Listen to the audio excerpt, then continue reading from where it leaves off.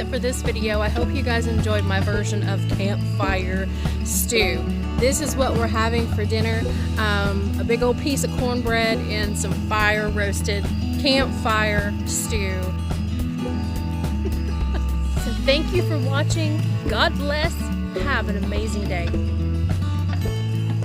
So, got my bowl of chili.